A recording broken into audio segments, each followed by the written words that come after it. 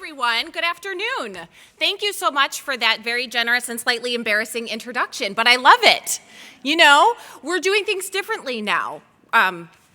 These things and kids with these things, and some days my kid has this thing on at school and sometimes she doesn't, so we're all leaning into this opportunity to think a little bit differently about our life and our work, and I'm so thrilled to be able to be in the position to do that and join you today.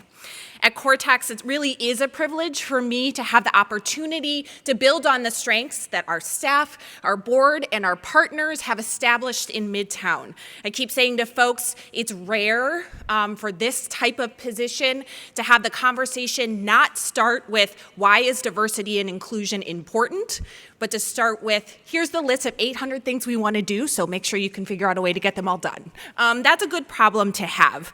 As you heard, that we have 200 acres, and within that physical space, we have 4 million plus square feet of rehabbed facilities, and those range from public parks to shared wet lab spaces. We generated over $40.7 million of net new taxes for the city and the state, which is something that we're really proud of. But as you know, it's not just about the buildings. We care about the people that are in there as well. And so to help St. Louis grow its innovation strength, we routinely host and support ecosystem-wide events like Startup Week, Startup Connection, Invest Midwest, and the Vision Conference. Through the Center for Emerging Technologies, we provide intensive training to early-stage entrepreneurs through our Square One strategies.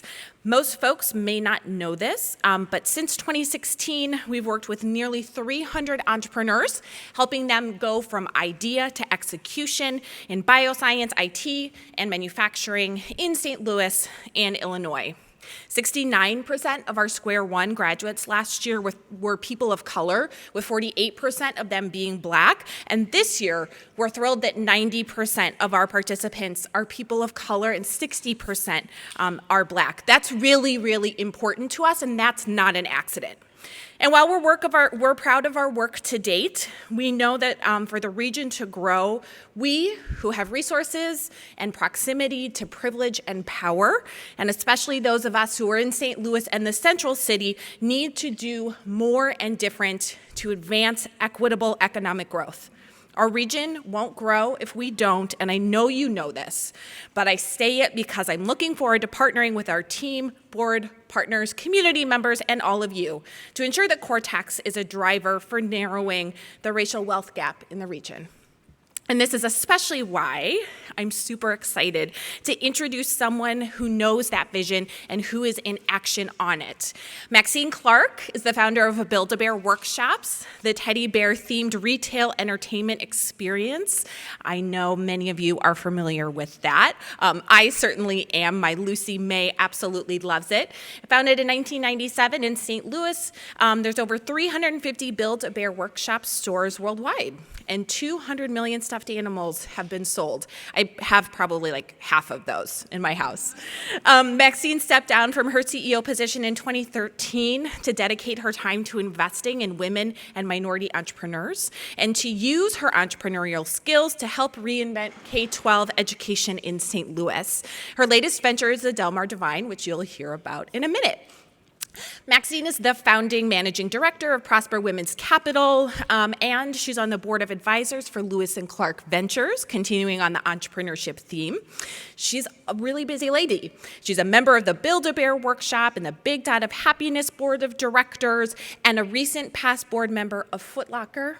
Maxine is also a member of the New America, Parents as Teachers, and PBS National Boards. And one of the things that's so wonderful about Maxine is that she doesn't do these things to be important. She does them to ensure that all of our young people are thriving in the region. I'm so thrilled that she's here, and I get to introduce her, ladies and gentlemen and folks and friends, Maxine Clark.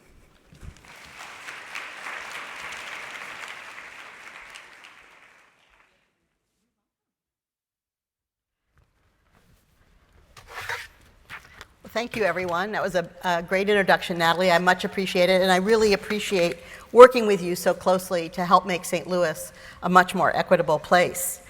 Welcome to all of you who are not from St. Louis, and to our Chamber of Commerce weather this week. It's really been, we knew you were coming, and they got to work on it.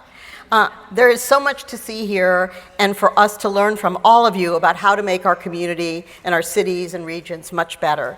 We have a lot to be proud of as well, and I hope you are seeing and learning from all of us what we've accomplished and what is still left to do.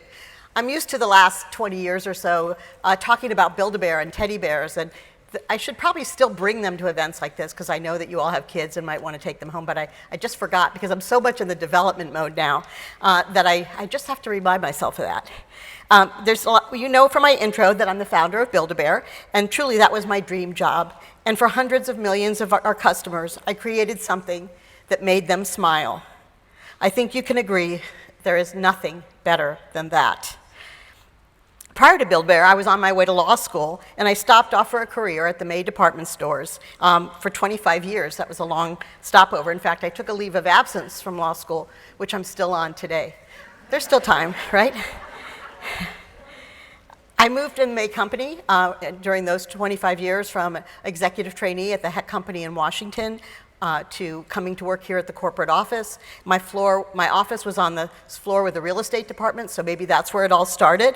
I went to be executive vice president of Venture Stores, for those of you who might remember Venture Stores, and then I became the president of Payless Shoe Source, which at the time was a division of the May company.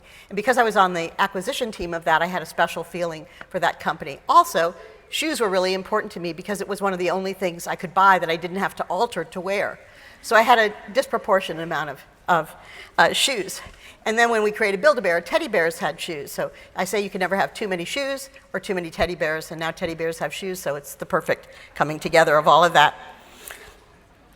I knew that when I started Build-A-Bear, when I left the May company in 1996, that I wanted to do something for kids. I didn't know exactly what it was on my way to finding out what I wanted to be when I grew up. So I took my next door neighbor, Katie. This was totally an accidental, you heard about this from every speaker, I think, so far, about a left turn or right turn that they took. I took my next door neighbor, Katie, after school. She was 10 years old. She was looking for to add to her collection of Beanie Babies. You probably remember that. And we went to the little toy store in our neighborhood nearby, and when we went in the store and they didn't have any, she was a little frustrated. And so she declared at that moment that these were so easy, we could make these. Well, she meant go home to my house and do a craft project. But my Willy Wonka brain went off in my head, and I saw this store that I could create, and 9 months later, Build-A-Bear opened its first store at the St. Louis Galleria. It's out of the mouths of babes, right? They say things like that all the time. That was almost 25 years ago, and now a generation of children has grown up learning to be a maker, learning to be a builder. Maybe they thought it was being a builder of bears, but I think we've inspired a whole generation that we know doesn't look to buy stuffed animals off shelves, so maybe they'll be members of ULI pretty soon. It was 1997 when Build-A-Bear started, and the mall needed what we had to offer, and quite frankly, so did the world. High tech needed the balance of high touch, and so we hit the market at the perfect time with a mission to bring the hug of a teddy bear to St. Louis, the United States, and across the world. In 2004, we became a public company on the New York Stock Exchange, and I was the first female founder in St. Louis to do that, and sadly, that's still the case. I'm hoping soon that another company will break that record. I've always been influenced by the authenticity and the honesty of children, and that kids were our first board of directors. Probably you don't know that, but I had about 15 children that were our board of directors, and they guided me in what we selected, and so many things about our company. It was really a riot, and they had great ideas and many mistakes I would have made had I not listened to them. Another kid, a 10-year-old, not too long ago, later in the process of Build-A-Bear, was a young woman at Jennings School District. Her name is Tia, and I was out there making a presentation about Build-A-Bear. I love to go to schools and talk to the kids about careers and futures and how many things you can do if you worked at Build-A-Bear, how many careers we actually employ. And at the end, they always ask me questions, and sometimes with kids, they'll ask you a question about something that they want to tell you about their bear. It's not really a question, it's really they want to tell you a story, and I love that. But this little girl, Tia, stood up and she said, "My name is Tia, and I'm 10 years old." And she said, "Miss Clark, do you believe that all children's dreams can come true?" I said, "Tia, I do. I believe that all your dreams can come true, even the ones you haven't dreamt yet. What's your dream?" And she stood loud and proud and she said, "My dream is to find the sun S-U-N. Well, I'm a girl who grew up in Miami, Florida. I saw the sun every day. I never gave it a second thought. So I was really intrigued by her question, even though the teachers in the back of the room were kind of worried that this was not the kind of question she should have asked me, but I loved it. And I started thinking about how would I find out about the sun if I was curious. We would go to the library, we would go and check out books about it, we would talk about it, and that I could take her to Washington University to see the Mars rover and understand about the planets. And also I could talk about sun bears. There is a bear that's called the sun bear. But I realized pretty quickly I was out of my league, that I really was talking about something that I didn't know anything about. And the other kids all asked me questions, by the way, about science after that, because they saw that I acknowledged Tia's question and I was so engaged in it that maybe that's what I wanted to really talk about. And I was glad to talk about it, but my knowledge was limited. But I realized, of course, that you can inspire at a very early age kids to think outside their own box. So that was a great day for me. I got in my car and I went home and I called my husband from the car. And I told him the story and I said, I don't think I've found my son yet.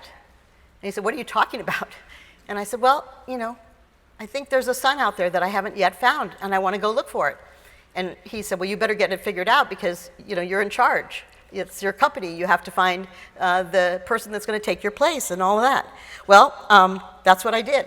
I spent the time looking to find the right person to take my place at Build-A-Bear. After all, I was the founder. Nobody else could have come up with the idea, but somebody else could take it to a new future. And so many of my friends said, maybe some of you in this room, she'll never be able to leave. I was able to leave. You are able to move from one place to another successfully if you have a vision for what forward looks like. And I wanted to take the time to kind of clear my head and see how I could apply my entrepreneurial skills, as Natalie mentioned, into the world of education, community development, and entrepreneurship for minorities. It's just been it was wonderful to be a founder, and I think that skill set is very important, and I want to nurture it in anybody that I can. And it doesn't mean you have to have started a company to be a founder. You could found a division of a company that you already work in, a new business process, lots of ways to be a founder. That Tia's question helped me realize that I had been a CEO, the alphabet letters that make you feel like you're smart and in charge, but you're really not. Because if you're doing it right, it's your customers and your associates that are leading the way. And they're really the ones that take you from prosperity, hopefully to prosperity, but it also could go to failure if you're not leading it in the right way. I was proud to be a founder because founders drive inspiration, innovation, and development, and we create a change and a canvas so that others can paint the beautiful landscape alongside us. And that's really what teamwork is. No company as big as Build-A-Bear or as big as Clayco or any of the companies in this room can do it with just one person. One person might inspire it from the beginning, but it takes a village to raise a bear. I always say that. And it takes a village to raise a community, too. How we can, one of the things about founders is that we can see the possibility in a crumbling building or a neglected neighborhood, or even in a closed down school that's been closed for decades, but we can imagine children growing and learning inside of it because we know the why not. Some people tell us, why would you do that? And we say, why not? And it's a common trait among many founders that I know. Just as a little background, I was transferred to St. Louis in 1976. I bought a historic home in Lafayette Square, just minutes from my office at the also historic Railway Exchange Building. Moving from DC, I was flabbergasted at the incredible houses that were available here, the size of them, and the inexpensive price point. And they were like mansions to me. I thought, my gosh, how can I can live in a place like this in St. Louis. This is fantastic. But their historic significance was something even more of interest to me once I dug into it. In fact, in my house in Lafayette Square, I went in the basement and I found this old an old trunk full of old pictures about the families that had lived there long before it had become a bordello, before it became a house that had been, able to live in again. The changes that neighborhoods go through, and you can see what Lafayette Square is today, a much different neighborhood. In fact, I should have held on to my property a little bit longer because the same exact house that I bought, not the same exact, the house that I bought, and probably added a little bit to it, so it was maybe worth about $100,000, recently sold for $650,000. So that's to tell you that there is possibility in any old home you might see along the way. But what did surprise me was I was new to St. Louis, and people asked me, why are you living in the city? Aren't you afraid? Who are your neighbors? They were actually from St. Louis, living here in St. Louis, and I was new, and they were telling me all these bad things. But I didn't feel that. I loved the neighborhood, I loved the park, I loved the history and all of the things that were around it. I felt undaunted, and I wanted to dig deeper into the history of St. Louis, of the May Company who had brought me here, and to the educational inequity that I saw immediately. I realized as a founder that no one else could have, I told you, no one else could have invented Build-A-Bear, but somebody else could take it to a new place, and it set me free to really start on this path that I'm on now. It took me back to the city and to the West End to help our school, our Kip Victory Elementary School that was opening up on Vernon and Maple in the West End. Took me there every single day because I had the time to do it with our new school leader, who was considered the founder of the school, and I got to literally, it was like play for me to be part of something like that. It was really not work. We had a great time knocking on doors, meeting neighbors, and neighbors invited us, including all of us, into their home for coffee, to talk about the neighborhood, and I was really, really like a kid in a candy store, meeting all these people and thinking about what a school could be again. I became immersed in the neighborhood alongside our school leader, and I met amazing people. They appreciated our work, and especially that an empty school was coming to life again. That was the late fall of 2014, and I just took a ride home one day. I took a right turn instead of a left turn on Maple, and I went and turned right on Belt to get back to Delmar, and I saw they were nailing the sign into this building that I didn't even know anything about the building, by the way. I had somehow just driven by it and not noticed it, which is hard to imagine, but because it's quite big. And I saw they were, putting the for sale sign in. I thought, oh my gosh, this is a really valuable piece of property. Who's going to buy it? What will they do with it? Will it just sit here like a lot of old buildings in St. Louis? And I picked up the phone and I called my car. I called Dennis Lauer at Cortex because I said, Dennis, you should buy this property. This could be Cortex West, and you could make it into offices for nonprofits. And he said, we're so busy. We have so much land. And he kind of get hemmed and hawed a little bit like people do when they think you're, off your rocker. And he said, why don't you do it? And there it was again, that why not? And so I took it upon myself to begin this project. And I didn't have to go it alone. I'll tell you a little bit about that. That night I went online and I began doing my research, digging into the neighborhood. It's an amazing neighborhood. It has a wonderful history coming from the early turn of the 19th century into the 20th century when Forest Park was built and all this area around here came alive for the World's Fair. The building, though, I found out was 500,000 square feet. That's big. That's half a mall. So when I thought about it in those terms, it was kind of like, okay, well, if I went from Macy's to the middle of the mall, that would be about that distance. And so I could manage it. I thought it was more manageable, but actually it's that big, but it's also much more complicated because of all the buildings that it adds up to instead of one just long, gigantic, wonderful plug-and-play mall. Nothing about this project was plug-and-play. I built a team of advisors around me. First of all, Bob Clark of Clayco, who never talked to me like I was crazy. In fact, I think he was actually intrigued by the building. He wanted to go see it himself, and a team of Clayco people went over, and they determined that it was a viable building. It had a great foundation, and they were in. That was a big first. I went to Washington University, Zach Boyers at US Bank, SLDC, as Neil talked about, and all these people agreed to support me. Get it going, get the plan out there, let's work on it, we'll help you. And that was alongside the neighbors that all were so excited that we were doing something with this property.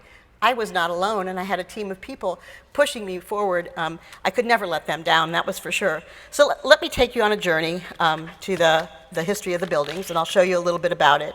One of the things that stunned me about it was, as I got into the neighborhood and I went inside some of the beautiful houses that had hand-carved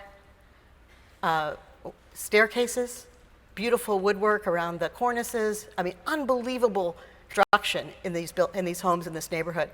And I just can't understand why people tore them down to build a hospital parking lot.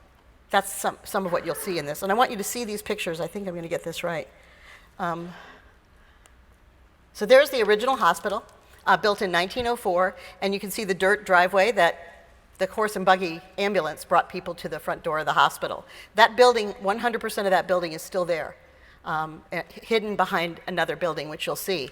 But there it was built for $425,000. It was $25,000 over budget, and that was a big deal. But this was 1904, that was a lot of money. And it was built because this area, part of town, was growing rapidly. A lot of immigrant and diverse people living in this neighborhood, and they thought that the World's Fair was going to bring lots of new people to St. Louis as well. This is the location. I call it Hollywood and Vine of St. Louis, right in the middle of both the Danforth undergraduate WashU campus and the medical school campus. You can see the hotel that we're in right now over there in the corner. We have parks all over the place. We have 2 metro stops. We have the Delmar bus line, which goes up and down Delmar every 10 minutes, if even that long. I mean, it's constantly running. And then we're right close to Forest Park, which is one of the most beautiful parks in the country, with every cultural amenity that you could possibly imagine. So here's a picture of the hospital in 1952, I think it says on there. So it had gotten a little bit bigger. They had built the building on the east side that was a nursing school, and it was still an old. And I want you to pay attention to the surroundings of this hospital, because the hospital was built into the neighborhood, and it was a beautiful neighborhood. There were lots of apartments, lots of houses, 2-family, multifamily houses, all built like when I was in New York. People called these pre-war buildings. They were definitely pre-war. They were early in the 19th century, but in the 20th century, but they were absolutely magnificent, and you'll see as we go along how different the neighborhood got. And this is the hospital again in what does it say there, 1960? And you can see that the neighborhood is thinning out behind the hospital and around the hospital, that the hospital now has more parking lots. There's still some buildings on the east side of the building next to that parking lot that's standing there that were multifamily apartments. And you can see that the nursing school had moved. They'd built another part of the campus on the other side. You can see the building on the front that's Delmar is the building that was attached onto the old original hospital. And you can see still the neighborhood. There's a building back there right behind on Enright and Clara, on Enright and Belt, that I think is just beautiful. And I never got to see it because by the time I got the property, it had gone. And there's just a front view of that addition that they made. And then here's the more recent view when they had finished everything, except they hadn't torn down those apartments on the other side of the parking lot yet. But you can see there's still vegetation, but most of the buildings are gone that surrounded it on Enright. And then we tore down all those houses that were on Belt and built another parking lot. And that's what we bought. This is the campus that we bought.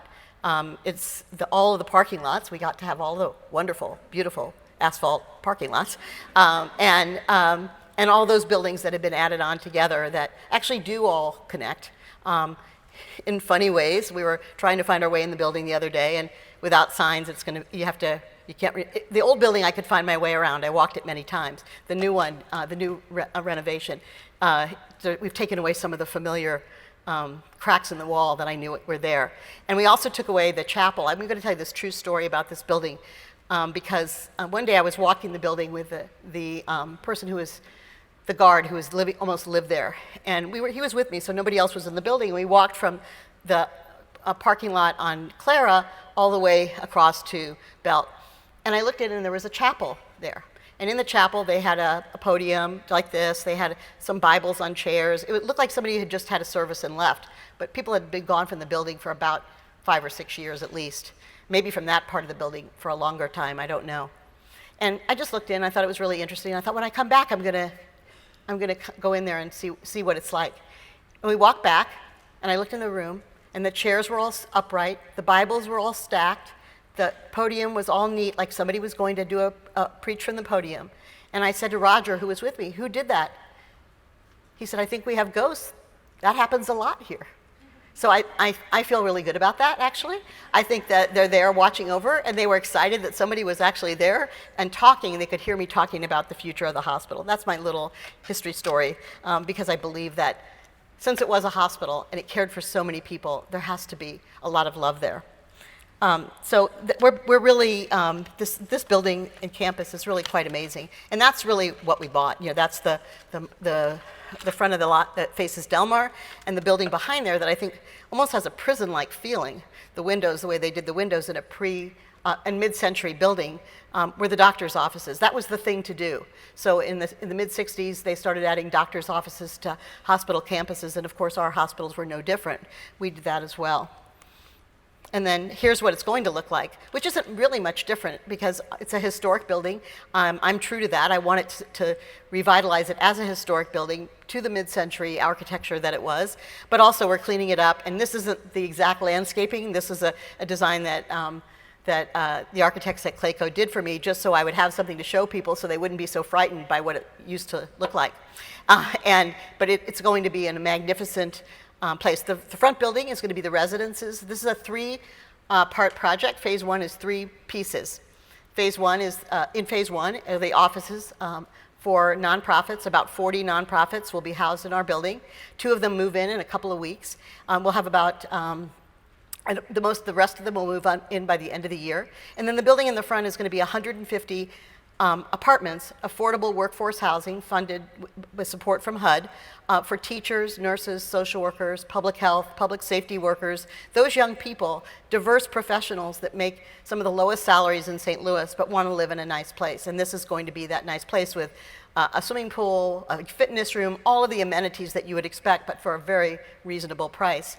And if they want to work in the same place, they can. I'm not sure that many will, but I think it's going to be a great place. And on the main floor there, the other part of the main floor, this has a retail. So we're going to have St. Louis Community Credit Union, which is the first bank in this area in a long time. It's majority black-owned bank. We're going to have a pharmacy, Greater Health and Wellness Pharmacy. The first black-owned pharmacy started in St. Louis in probably 50 years by a young man who returned to St. Louis during COVID and decided he wanted to do this project. And then we're going to have an Edward Jones office, which will be for the neighborhood's individual prosperity. There is not an investment office anywhere close that we could find. And Edward Jones is going to come in here and really work with not only our tenants in the apartments and the tenants in the offices, but also the neighborhood to help them build their personal wealth. I think that's a great start. And then we're going to have a restaurant. One of the things that I found out in my history tour of this neighborhood is that at one time, between Delmar and Martin Luther King, which was then called Easton, to Kings Highway and to Skinker, there were over 45 delis, and there's not one right now. So the Delmar Divine will be opening in spring of 2022, and I think it's going to be a really exciting place because you can sit down at a table, but somebody else is going to probably join you because you're going to sit at a larger table than you may need, and then you can have a conversation with your neighbors and talk to people you might not have ever met, because that's the joy that I had when I came to St. Louis, to this neighborhood, to open up the KIPP school, to sit in people's living rooms and have coffee with them that I didn't know a bit about before, and they didn't know me either. And that's how you meet new people and make new friends and bridge the divide of Delmar. Now, you've heard about that. You heard Neil talk about it, so I won't go into the statistics. But it is, what I showed you before was really a lot of what was called then, the vernacular was urban renewal. But I can't still figure out why they thought that that was more attractive than those beautiful homes that were there. And when you know that in 1950, we had about 30,000 people living in the neighborhood, and now we have about 7,000, it's because they took away all that housing. And they didn't build much more back. So how could population grow if you were taking away the housing that was there? So that's one of those things that we're adding back in. Again, we aren't displacing anybody in this building. This building has been empty since 2015, early 2015, so nobody's being displaced. We're actually making homes for young people to come into the neighborhood, and we hope that those young people will want to buy a home eventually, because this is Hollywood and Vine. This is so convenient to everything. And the 2 projects that are being built on De Bolivar, just a half a mile from us, are also exciting, much more expensive. So I have a feeling we're going to rent up pretty quickly. But much more expensive, but they'll have food, and they'll have a grocery store, and they'll have other things in them that we need in our neighborhood, maybe even a pet shop, a bakery, all the other things that people have been asking for a long time. So what's the inside of the space? And that's really to be, what I saw at Cortex when I went there was people working together. Even though they were working in competitive fields, they're all for-profit businesses working in Cortex. The nonprofit sector is the 3rd largest economic sector in St. Louis. And it might surprise you to know that we have 16,000 nonprofits in St. Louis. 16,000. We probably don't need 10,000. We may not even need 8,000, but we have, and one of the reasons we do, it's the fragmentation of St. Louis goes all the way through. How do we bring some of them together? We can't do all of that, but how do we bring some of them together to work together like we've done at Cortex and make it really a share, some of the spaces shared so that we can really conserve money and put money towards the right programming and do all those things simultaneously. So we are bringing relatable, some of the best human services agencies together to work together while simultaneously we'll all be working on a transformation of an incredible neighborhood. So I told you about the three components. One of them I didn't tell you about was on the main floor, there'll be a accelerator for minority-owned businesses, people that are already in business that need help scaling their business. And the first industry that we're starting with is the construction industry. So everybody should know that that's going to be a really interesting opportunity because we've seen that and we know that one of the biggest things that people can, what's happening all around us is building, building, building. And how do we make sure that the incredible contractors that live in our community, especially those of color and the women, can scale their businesses to be large enough to work on a project even the size of Delmar Divine, which we did have a tremendous, thanks to Sandra Marks's work, we had a tremendous team of people working with us and are still there. The other partner that we have is Washington University. They're a significant partner in that hub for the entrepreneurship, but also the Brown School to help us with our Center for Human Services Leadership, which one of the other things, if any of you are on boards of nonprofits, you know that this is a moving target. A great leader in one organization gets picked off by another organization in St. Louis, and now we have another hole. We normally can't fill that job with somebody from within because there hasn't been enough time to develop that person, or we just haven't developed that person. Well, that's what we're going to put in our building. The whole resource section to support the tenants of our building, all included in their rent, nothing is extra, helping them with their board development, helping them with professional development, helping them build their leadership, and in fact one that's going on pretty soon is helping all the middle managers that signed up for a special program that we're doing through Washington University. They don't have to pay for, but helping them grow and in their jobs, and maybe to absolutely take over a higher level job in the organization that they have, but let's be more intentional about where we move people to. So we should be able to move people in St. Louis, and they should be able to take higher paying jobs and more responsibility, but let's make sure we have the person behind them that can fill that job as well. So we're working on that. It's one of the things that I saw as a donor that I just couldn't quite fathom, and how are we going to do it better? And this is our way to do that. Barry Rosenberg, is the director of the Center for Human Services Leadership, and it's already going and working. We're really excited about that.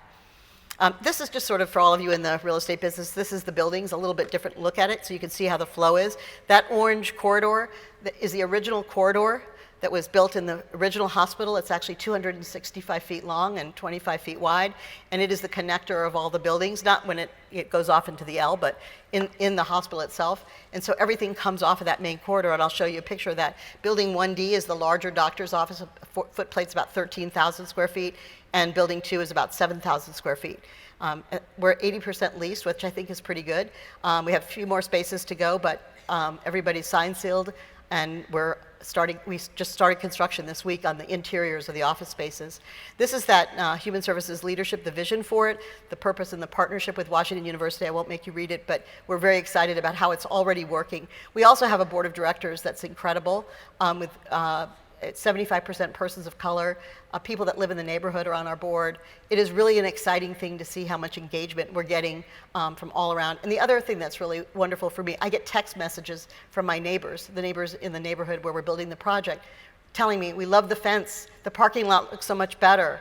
They're already giving us so much feedback. When can we do a tour? You know, it's just an incredible teamwork. This is a hard picture to read, but this is the main floor. This is where all the action is, where all the shared spaces are, where people will come into the building. You can see the orange spaces are the facing Delmar, and above that are the residences at Delmar Divine. And then the long pink space that's on the west side, that's our community center. We're building in a community center for our neighborhood to be able to have their community meetings there, to have technology, to come take classes during the day, to use our Wi-Fi, to kids to do after-school work and tutoring. All kinds of things will be available in this community room, but it is our community's room. It's not our room. We're not booking it for other activities. It's for them. And we have a lot of neighborhood meetings. If you live in the West End, You probably attend the 26th Ward, the West End Neighbors, another CDFI meeting, a million. There's lots of them. It's a very engaged neighborhood, and this will be hopefully where they choose to meet most of the time, because there'll be all the technology that they need and the space that they need as well. And here's our tenants. We haven't really published this to the press, but you're seeing it. This is the first time I've shown it to a big audience like this. We have some great tenants. Asthma and Allergy Foundation of St. Louis, all the way down to Washington University in the hub. UMSL is also locating here. The Coro Fellows program will be here, as will the Regional Data Alliance. So really great. IFF, which is a funder of nonprofit buildings in the community, they're going to be here. I mean, you almost don't have to leave the building to get all this work done that we need to get done in St. Louis, because there's so many incredible tenants. About a third education, a third healthcare, a third community development. And all of those people have a connection to each other. And many of these are also organizations that have many members in them. So they also will bring other people to the project working here and using our space. Mound City Bar, this is the first time they've actually had it. It's a Black Bar Association. And they're going to be working with us to develop a law clinic here, not just for, well, not at all for, if you do something that's criminal, you'll have to get the right kind of services for that, but to help you with your leases, your college loan agreements, your mortgage, all those kinds of things, your trademarks for your business, all those things that help you build assets and help you build prosperity. That's what their focus is going to be. Here's a few little pictures of it's not exactly right, but pretty close. This will be the entrance, will be on Belt, right off of Delmar. Here's the entrance to the building and the reception desk, and this is really a lot like this. To the left is the hub, and then right where those two people are standing, that's the hallway to the main concourse, and to our version of what you see at Cortex, the Venture Cafe, where people can gather, and I'll show you that too. Here it is. This will be a public gathering place. Come down, have lunch, put your food in the refrigerator, have a meeting.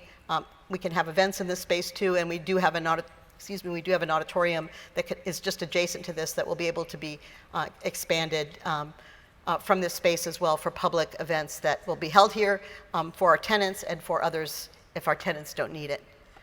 And then here's one of the office spaces in the building. You have a lot more freedom in a historic building in the offices than you do in the building itself. And here's our corridor.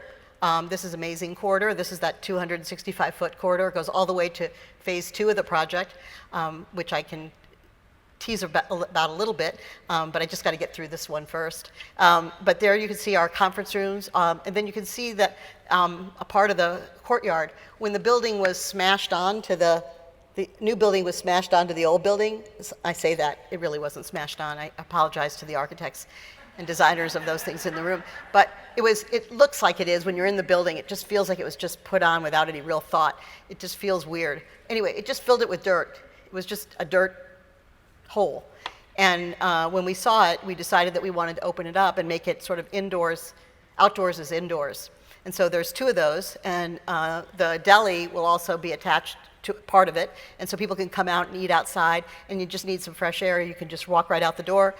You'll have a meeting rooms or adjacent to it with windows that you could actually, maybe it won't help concentration much, but there'll be lots of light and lots of people engaging. And then this hallway also has a lot of furniture in it. The design team from LJC and the Furniture CS Select really did a great job in helping us, within our budget, create spaces that are warm and cozy and inclusive, and people can pull chairs together and be together in this wide, wonderful hallway, as well as in other spaces in the building. And then this is the co-working, the hub space. Not exactly like this, but similar. There'll be lots of tables for people to pull up to, conference rooms, and lots of spaces. We're not renting it as a co-working space, nor is Washington University. They're really selecting people to participate in this program. And then that's the corner. That's our monument sign, and I'm proud to say that Centene is one of our contributors, and the building is made possible by their first contribution that they made, a very generous contribution about 5 years ago to help me get this project going, and I'll be forever indebted to them. And so their name is on the monument. But we'll have other tenants, and those names underneath are just really to show you that this is going to look like a whole different corner when you come from the Central West End on Delmar towards Washington University and towards the Delmar Divine. And on the other side, when you're coming from the west to the east, it'll say, you'll see a similar sign like that, but it'll be the residences at Delmar Divine. That'll be the entrance for the residences at Delmar Divine. Those of you who work in this work, you know how complicated this project was. I didn't, and I'm much smarter for now knowing about it. That's my next job. I'm going to get out there and figure out how do we make development easier, less, no offense to any of the attorneys and accountants in the room either, less costly, less time, so that more of our local people can get engaged in the development of their neighborhoods, not just developers. And I don't even consider myself a developer. I just came onto this project because I love the neighborhood and my old why not. But I could not have done it if I did not have the relationships that I had. And how do we open up those relationships to some of the most talented people that live in these neighborhoods, that know exactly what they want. They know exactly what they need. They have great ideas. I have a friend in this room, Justin Eidelberg, who probably every other day sends me pictures of ideas that he has for the neighborhood, for taking an old apartment building and making it over. And I'm determined that we're going to figure out a way that that vision that he has and other neighbors have can be positive and help our neighborhood here and be possible. Possible is really important. So you can see that was, I should have put the year we started on this by every one of those things. They were all complicated. It's still complicated, not the capital stack. We got that all figured out, except COVID came in and made it about 20% more expensive than we anticipated. But we're working through that because we have a team of people that are determined to make this project finished on time, and also to make it something that St. Louis is proud of, as well as we know the West End will be proud of. And we'll reawaken a part of this neighborhood that somebody thought we should blight when we wanted to put a hospital or a parking lot there. And it makes me sad to even think about the most beautiful buildings that are there, that were there, that are no longer there. And there still are some beautiful buildings there, and they're still savable in my estimation. So that's pretty much when I, as a teddy bear, a famous teddy bear, who, when we remain anonymous, said, if you can live your imagination, your life will be a dream come true. I've had that good fortune to live my imagination beyond my wildest expectations for my life and my place in the world and all the things I've been able to contribute to St. Louis, which is not my hometown, but it is. It's where I've grown up. It's where I've learned all the things about being a human being and being an adult and contributing back to my community. It came from working for a great company, the May Department Stores, that set a great example for me. And that's what companies do also. They set an example for their employees to contribute backwards.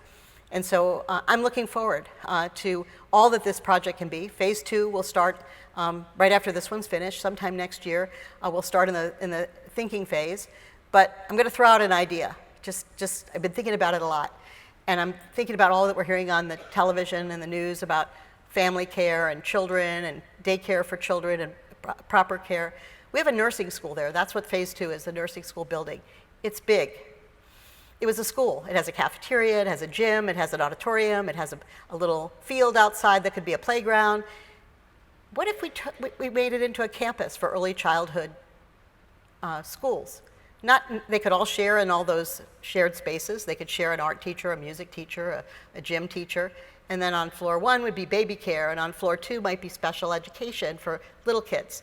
And then you'd start with Urban Sprouts and UCCC and all the other good schools that are here, and maybe some new ones that haven't even been invented yet, in one space that they all could share, like a Cortex for early childhood or a Delmar Divine for early childhood. I don't know if we'll be able to pull it off because it's not an inexpensive project, but I think if we could find those places that we could all save money, that we could all focus on the children in our community. When Sandra said that, I'm always saying to her, can we bring those construction workers to the elementary schools so kids can see how much fun it is to be a construction worker? Little boys grow up and they see all those TV shows with construction workers. They always love trucks, but somewhere that dies down. Let's get them back into it, back into thinking, and girls too, into all the things that can be possible in a trade industry that requires you to be a good mathematician, a good visual artist, a good everything. There's nothing unintelligent about it at all. In fact, it's more requiring I think it was much easier to do what I do than it is to do these incredible buildings. But just think about what would be possible if we could do that. And people from all over St. Louis might be crossing Delmar to bring their children to this incredible campus that made them, brought out their gifts like no other school could. That's my story, and I'm sticking to it. And I look forward to you all visiting us, maybe having a meeting in the future, in the not too distant future in 2022 at the Delmar DivINe. Thank you.